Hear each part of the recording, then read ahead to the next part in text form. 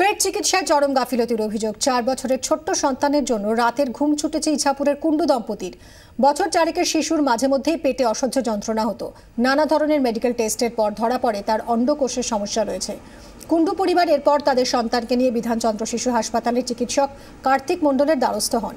ওই চিকিৎসকের তত্ত্বাবধানেই দমদমের একটি বেসরকারি হাসপাতালে শিশুটির অস্ত্রোপচার হয়। তারপরেই দেখা দেয় বিপত্তি। ক্রমশই শারীরিক অবস্থার অবনতি হতে থাকে ছোট্ট শিশুর। বাধ্য হয়ে অন্য চিকিৎসকের শরণাপন্ন হয় পরিবার। আলট্রাসোনোগ্রাফিতে ধরা পড়ে আসল গন্ডগোল। দেখা যায় অন্ডকোষের সমস্যা দূর করতে গিয়ে 4 বছরের শিশুটির শুক্রনালীটি কেটে বাদ দেওয়া হয়েছে।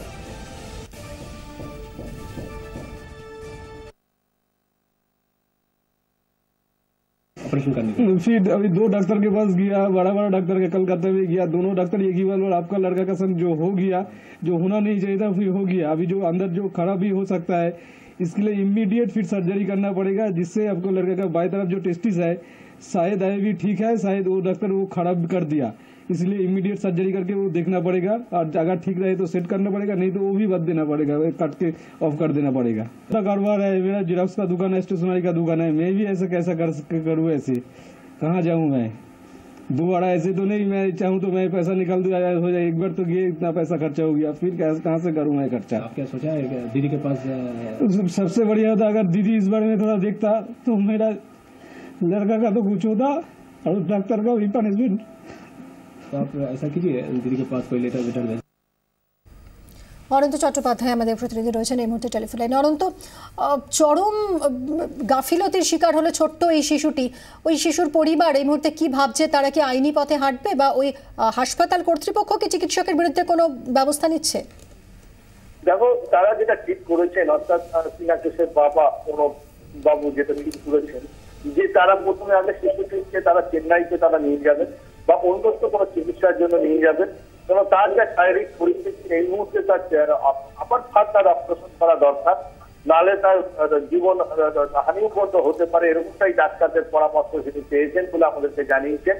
তবে এই মুহূর্তে তিনি স্বাস্থ্য ভবনে জানাবেন, মুখ্যমন্ত্রীর কাছে জানাতে চাইছেন বিষয়টি। মুখ্যমন্ত্রীর কাছে তিনি আবেদন করছেন যাতে এই বিষয়টি কড়া হাতে তিনি দেখেন, কড়া নজরে তিনি দেখেন। এবং এখনো পর্যন্ত পুলিশ এই ঘটনায় দমদম থানার পুলিশ এখনো পর্যন্ত তারা ডাক্তারকে জিজ্ঞাসাবাদ করেনি বা তদন্ত শুরু করেনি, সেটা নিয়েও তাদের মধ্যে একটা উদ্বেগ রয়েছে। এবং তিনি বলছেন যে এই ডাক্তারবাবু তিনি যে ভুল করেছেন, যার ফলে তার এই শিশু জীবনে একটা বড় অঘটন ঘটে গেল এবং ভবিষ্যতে তার কি হবে এই নিয়েই তারা চিন্তিত, পুরো গোটা পরিবার তারা উদ্বিগ্ন। অনন্ত, অনেক ধন্যবাদ। আলট্রাসোনোগ্রাফির রিপোর্ট হাতে পেয়ে মাথায় আকাশ ভেঙে পড়ে পরিবারের। গোটা ঘটনা জানিয়ে দমদম থানায় অভিযোগ দায়ের করেন পরিবার। সুবিচার চেয়ে ক্রেতা সুরক্ষা দফতরেরও দ্বারস্থ হন শিশুর বাবা, কিন্তু সব জায়গাতেই আশাভঙ্গ। इसका ऐसा आपको हम पुलिस इसका कोई भी डॉक्टर का संग डायरेक्ट कुछ नहीं कर सकता। ये आप मेडिकल बोर्ड के पास चले जाइए, मेडिकल बोर्ड अगर बोलेगा तब जाके वो लोग कर सकेगा। तो हम दमदम थाना में वहाँ से जो नर्सिंग होम में किया दमदम में, वो ज़्यादा से ज़्यादा 15 मिनट का रास्ता है, फिर भी वो लोग बोला हम लोग ऐसे नहीं कर सकते। पुलिस को डायरेक्टली पुलिस का डॉक्टर के पास जाना पुलिस का इख्तियार में नहीं होता, ये इंडिया का आइन है, हम लोग कर क्या करें।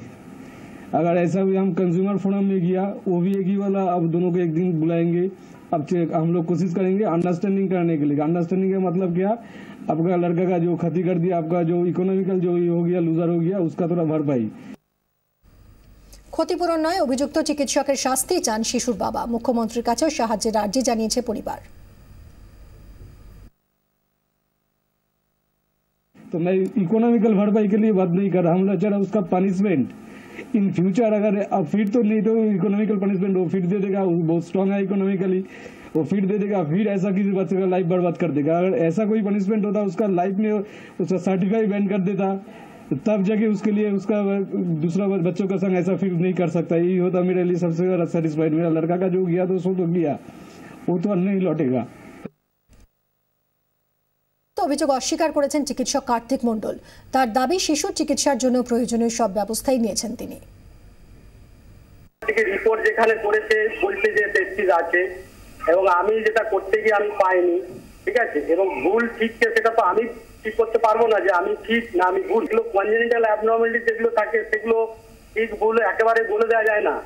যদি আল্ট্রাসোনোগ্রাফিতে বলে দেয় যে টেস্টিস আছে, ঠিক আছে, তাহলে সেটা তো বের করতে হবে যে টেস্টিসটা কোথায় আছে। অপারেটিভ নোট বলে যেটা থাকে সেটা রয়েছে, এবং বায়োপসিটা রয়্যাল সিওজি থেকে করা হয়েছে, এবং যেটা করা হয়েছে সেটা হচ্ছে লোয়ার এন্ড অফ ভাসের লেন্থ, যেটা হচ্ছে গিয়ে স্পাইনাল কর্ডের লেন্থের সমান। কেটে বাদ দেওয়া পুরোপুরি কারোর পক্ষে সম্ভব না। এটা হচ্ছে কি একটা লোয়ার এন্ড অফ দ্য ভাস, যেখানে টেস্টিসটা লাগে, সেই এন্ডটা বায়োপসি করতে পাঠানো হয়েছে। এটা যদি বলে থাকেন যে পুরো ভাস কেটে বাদ দেওয়া, যেটা ঠিক না, কারণ ভাসের লেন্থ হচ্ছে গিয়ে স্পাইনাল কর্ডের সমান, একটা ফিমারের লেন্থের সমান। সুতরাং ভাস কেটে বাদ দেওয়া পুরোপুরি সম্ভব না, কারোরই পক্ষে সম্ভব না। একটা এন্ড অফ দ্য ভাস, যেখানে টেস্টিসটা লাগে, টেস্টিসের ওখান থেকে ভাসটা ওঠে, সেই এন্ডটা বায়োপসি করতে পাঠানো হয়।